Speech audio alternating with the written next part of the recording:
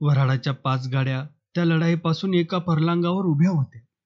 त्या 5 गाड्यात बसलेली मुलं बाळं त्या गोळीबारानं भयभीत झाली होती.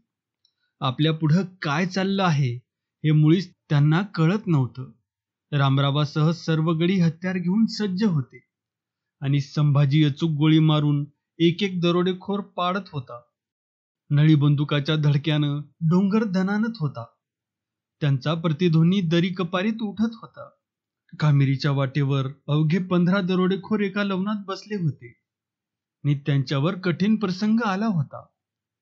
उरलेल्या लोकांनी चारी बाजूनं वेढलं होतं आणि त्यांच्यावर गोळ्यांचा वर्षाव केला होता. ती 60 हत्यारी माणसांची फळी फोडून बाहेर पडणं त्यांना अवघड झालं होतं. कोंडलेल्या लांडग्याप्रमाणे धावत पळत होते आणि पुढं बंदूक कडाळली की माघार घेत होते. 2-4 दरोडेखोर लवणात जखमी होऊन पडले होते. अखेर त्यांनी हत्यारं टाकली आणि हात जोडले. मग सुरलकरांनी त्यांना पकडलं. तेव्हा ते दरोडेखोर म्हणाले, गुन्हा माफ करा नि जीवनदान द्या. सुरलकरांना नाहीतरी रक्तपात नको होता. त्यांनी आपली जखमी माणसं घेऊन पळ म्हणताच ते ती आधी मेलेली माणसं घेऊन डोंगरावर पळत सुटली आणि मोहनाची वाट निर्विघ्न झाली. खिंडीत संभाजीनं दरोडेखोरांची धुळधाण केली. अनेक मुर्दे जागोजाग पडले होते आणि जे उभे होते त्यांचा धीरच खचला होता. ते हळूहळू माघार घेत होते. अखेर आपल्या साथीदारांची मडी तशीच टाकून जिवंत दरोडेखोरांनी पळ काढला आणि खिंडीतील लढाई थांबली. खिंड शांत झाली आणि मग रामरावाच्या 5 गाड्या पुढे आल्या आणि जेव्हा रामरावाला खरा प्रकार समजला तेव्हा त्याला अतिशय आनंद झाला आणि वऱ्हाडाच्या गाड्या पुन्हा सुरलकडे दौड मारू लागल्या. त्या वऱ्हाडाच्या 5 गाड्या सुरल वेशीत दाखल झाल्या. तेव्हा सूर, सनई, ताशा, ढोल, हलगी, बँड कितीतरी वाद्य येऊन वाजंत्री वेशीत उभे होते. शिवाय लेझिम, दानपट्टा खेळणाऱ्यांचे अनेक ताफे पडले होते. वऱ्हाड वेशीत येताच प्रथम नळी बंदुका कडाळल्या. मग क्षणभर सर्वत्र शांतता पसरली आणि मग सनईचा मधुर नाद निनादला आणि नंतर एकदम सर्वच वाद्यांचा एकाच वेळी गजर झाला आणि त्या निनादात वऱ्हाडानं गावात प्रवेश केला. वऱ्हाड संभाजीच्या दारातील भव्य मंडपात पोहोचवलं गेलं. एका प्रचंड वाड्यात वऱ्हाडाची राहण्याची सोय करण्यात आली होती. वऱ्हाड जानवशात पोहोचले आणि संभाजी परत फिरला आणि घरी आला. तेव्हा दारातच बंड्या रामोशी तसाच बसला होता. आता कामेरीच्या वाटेवर काय घडलं असेल या एकाच विचारानं संभाजीच्या मस्तकात काहूर केली होती. त्याला मोहनाच्या सुरक्षेची काळजी वाटत होती. तो मनात म्हणत होता, आमचे लोक वेळेवर पोचले असतील का? जर ते उशिरा गेले असतील आणि त्यांच्या पूर्वीच मोहनाची गाडी आली असेल तर नक्की घात झाला असेल. पण मग गाडीवान तरी आला असता, तोही कसा आला नाही? का त्याचा खून झाला? असे कितीतरी विचार त्याला भेडसावीत होते. शेवटी संभाजीला शांत बसवेना. त्यानं चटकन उठून मोटारसायकल काढली. एकट्यानं बाहेर जाणं जरी धोक्याचं होतं तरी त्यानं त्याची पर्वा केली नाही. तो मोटारसायकलीवर बसून नि खांद्याला बंदूक लावून कामेरीच्या मार्गाकडे धावत निघाला. अगदी वाऱ्याच्या वेगानं तो निघाला होता. संभाजी वेशीतून बाहेर पडून थोडासा पुढे गेला नाही, तोच एक गावकरी पुढून धावत आला.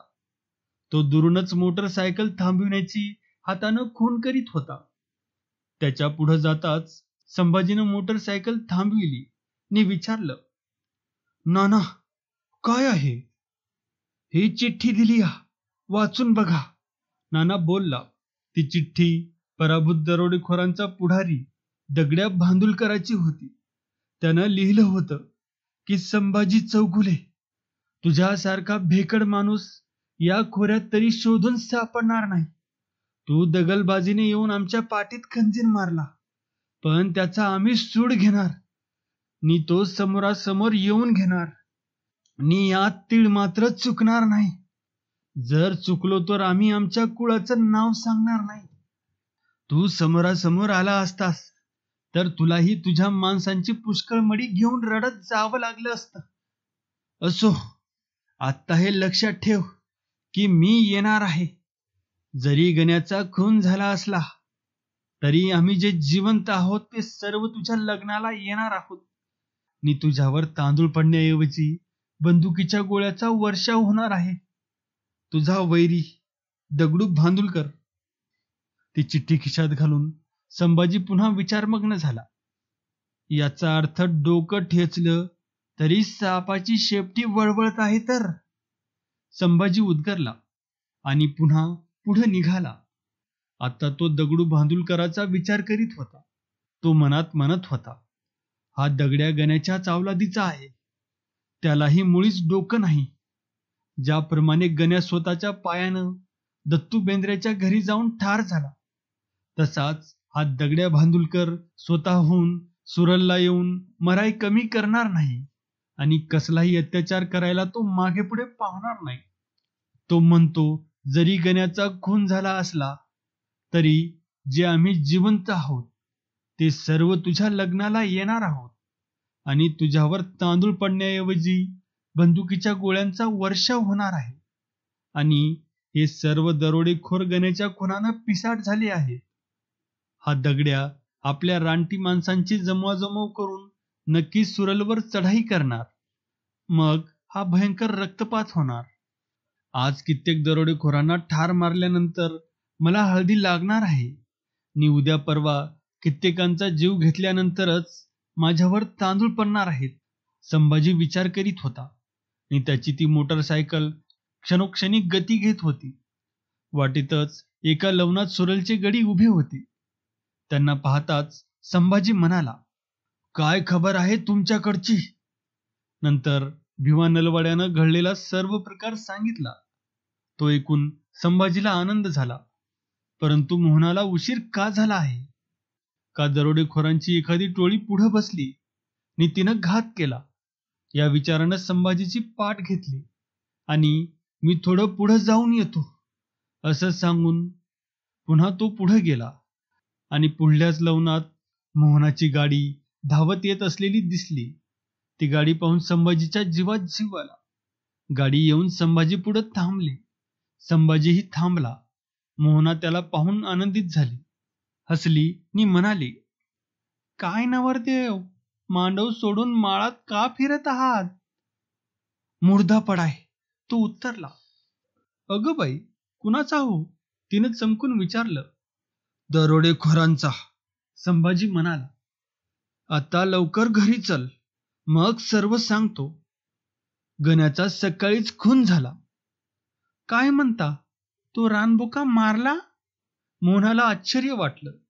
दत्तू बेंद्र्यानं त्याची शिकार केली. संभाजीनं आपली मोटरसायकल मागे फिरवली. ती मोहनाच्या गाडी पुढे मंद गतीनं चालू लागली.